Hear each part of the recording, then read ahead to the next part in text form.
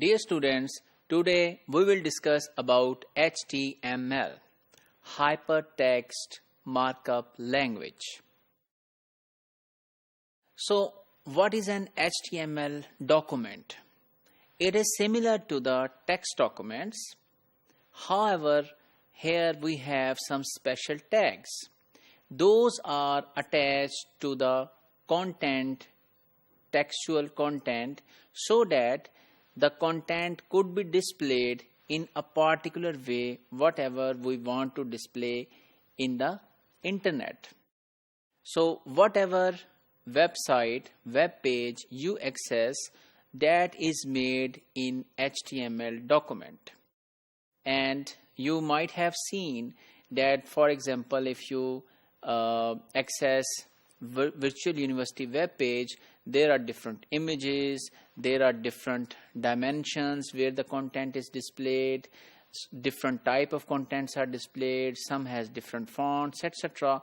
So all such things are managed using tags which are given in the HTML document. So the tag describe how the content should appear on the system, and this system of tag is known as HTML, Hypertext Markup Language. So when web browsers are used to access these HTML pages, so they read those tags and behave based on those tags, that how they should display on the web browser or on the internet for that particular HTML page which you are viewing. So let's have some examples. So we will see the Virtual University website and Higher Education Commission website. For example, if I go here and write vu.edu.pk.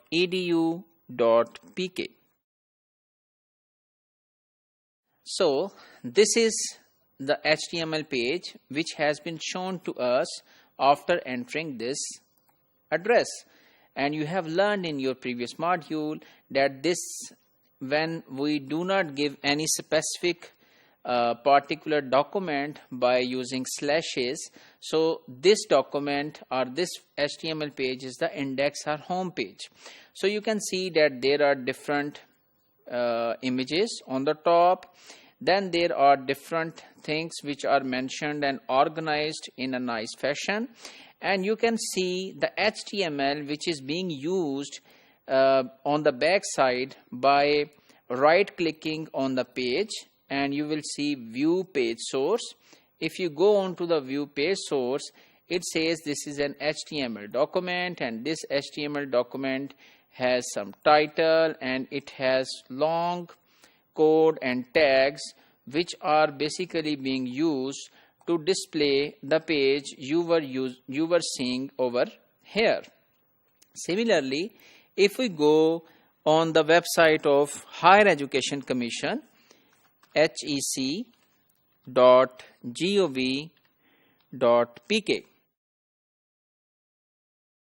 So here you can again see that their template or their way of representing the content is different from Virtual University.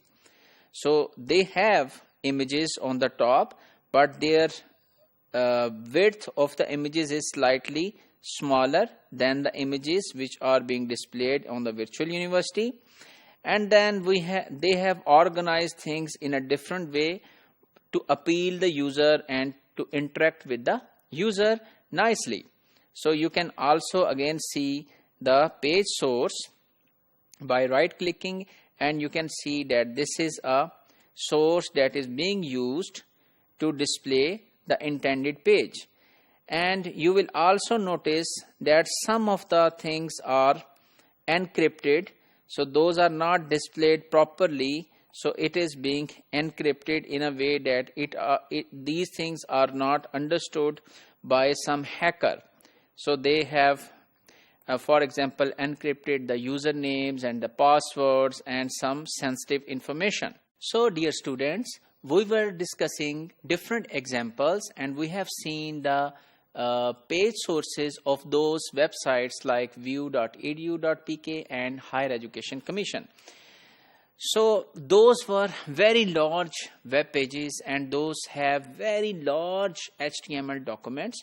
However, to start with, we should concentrate on very small document. For example, this is the basic structure of an HTML document available to you. So for example, you can see over here that here is a tag known as HTML, and the HTML document is ended with a tag, same tag, by adding a slash. So any document that starts with this HTML tag is an HTML document. Then there is a tag of head and there is a tag of body. So head is basically a tag which is describing some metadata or something which we do not want to display to the user. In fact, these are important information for ourselves. For example, we have given a title like demonstration page. This is not going to be displayed on the web page when it will be rendered in the web browser. Anything which is written within the body tag will be displayed. So we will be doing this thing in the next module in details, that how content can be added to this structure to produce a nice web page. So let's summarize today's topic. We have learned about HTML and we have seen that there are different tags, how you can see the page sources available for different web pages, and we have also seen examples of different HTML web pages, and we have seen the HTML basic structure which we will be filling in the next module.